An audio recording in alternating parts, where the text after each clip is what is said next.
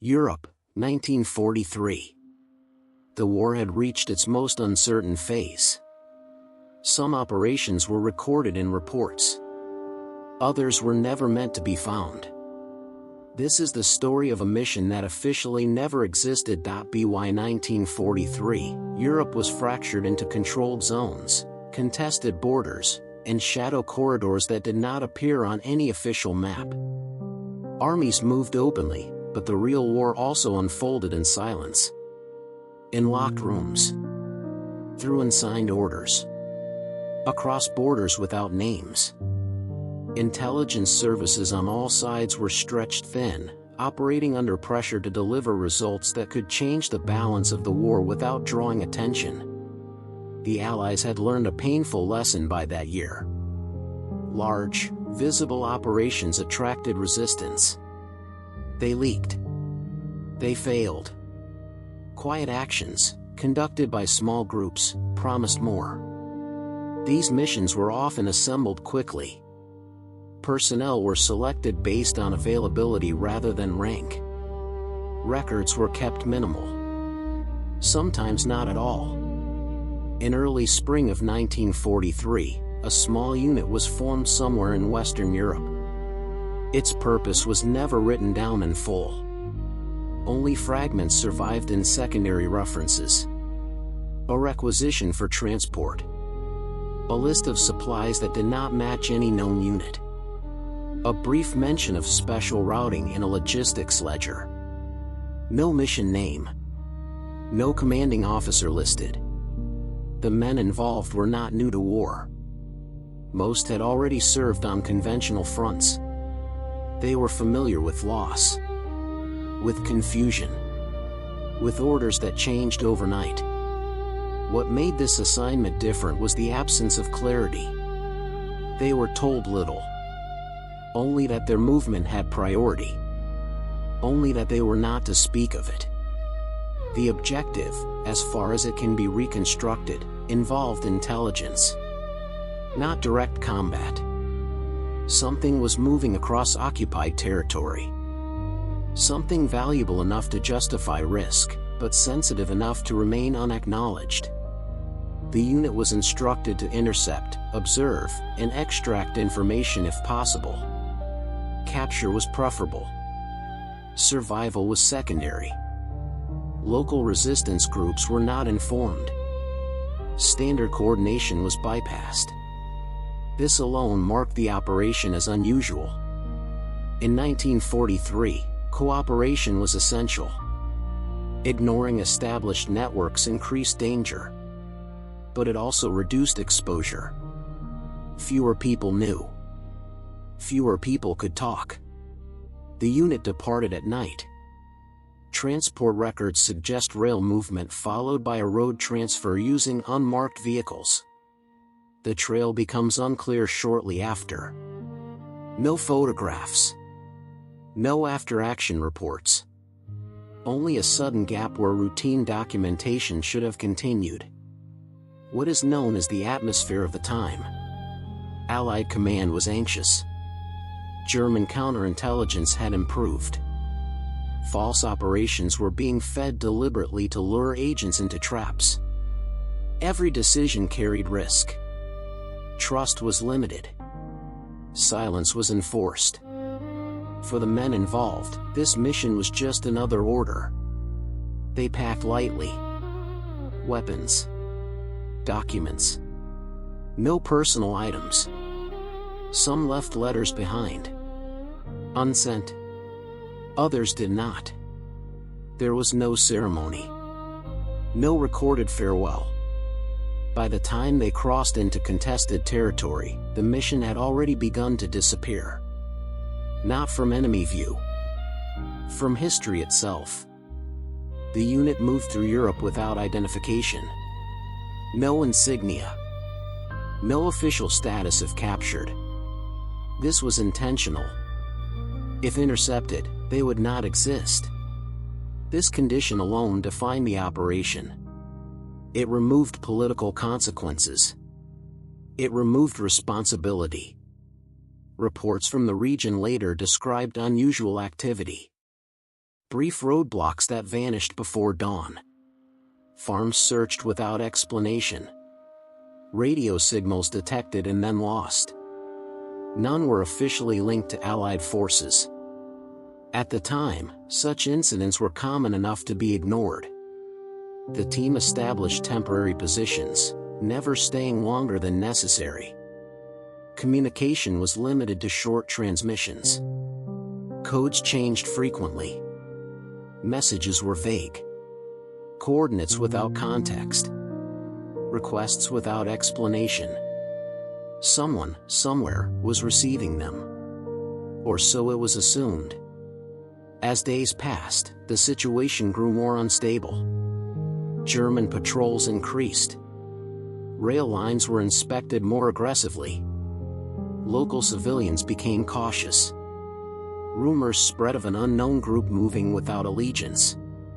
This created tension. Uncertainty attracts attention. At some point, the unit likely made contact with its target. Evidence suggests a confrontation occurred. There are traces of small arms fire reported by occupation forces in an area that was otherwise quiet. No follow-up operations were recorded. No arrests announced. This absence is notable. Losses may have occurred.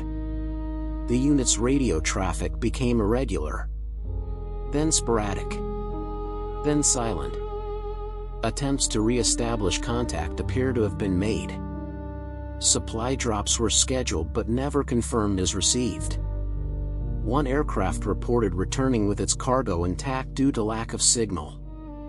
Higher command faced a dilemma.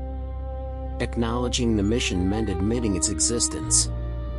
Sending another team risked exposure. The war demanded efficiency. Resources were finite. Silence became the chosen response. By late summer 1943, all references ceased. Files that should have been completed were marked unresolved. Then removed. In some cases, crossed out entirely. Personnel rosters showed gaps that were later filled with generic annotations. Transferred. Missing. Reassigned.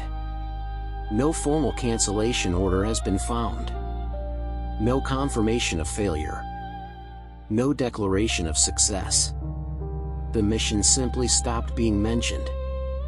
As if it had never been approved. As if it had never begun. For the men involved, this meant there would be no rescue. No inquiry. No recognition. Their absence would blend into the larger loss of the war. One more silence among millions. The operation faded not because it failed, but because remembering it created risk. And risk, in 1943, was something command could no longer afford.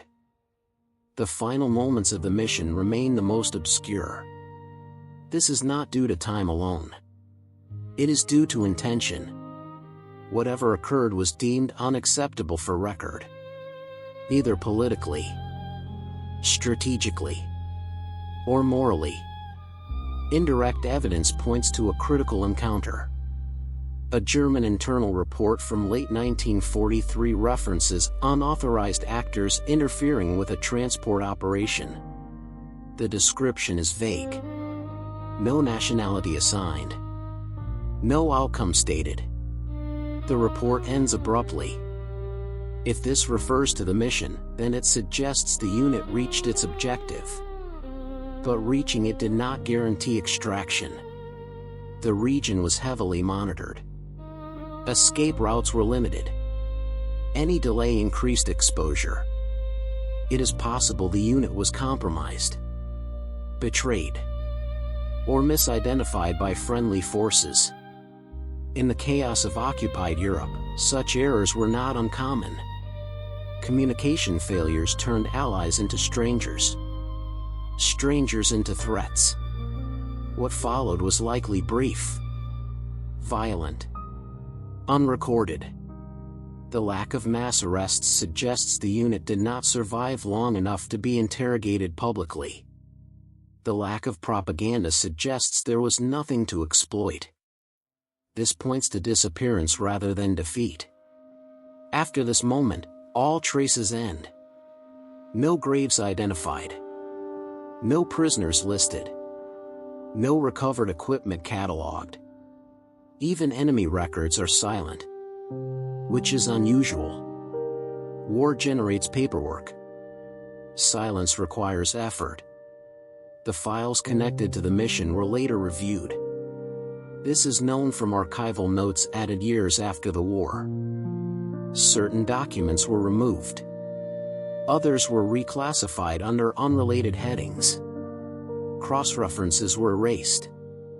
Names detached from actions.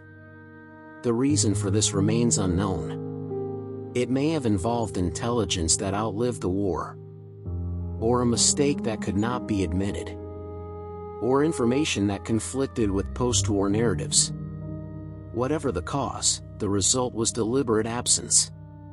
The mission did not become a failure or a success. It became nothing.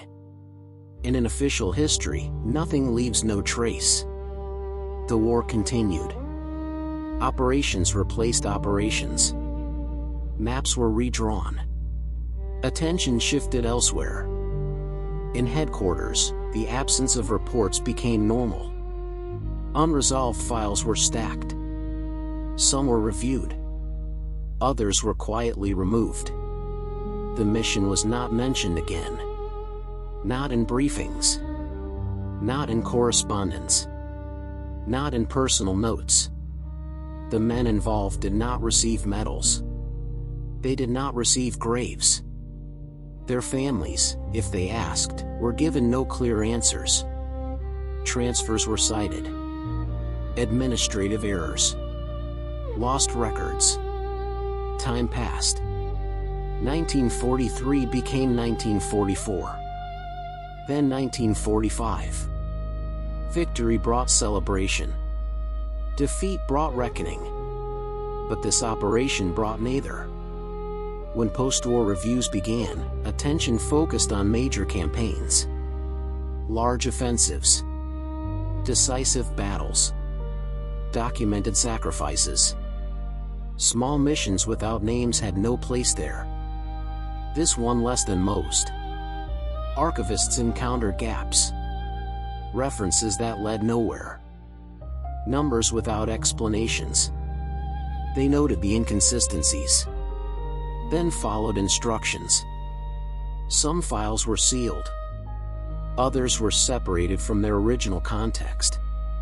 Cross-references were removed. Names were detached from dates. Dates were detached from places. Over time, even the questions faded. The locations where the mission unfolded returned to normal life.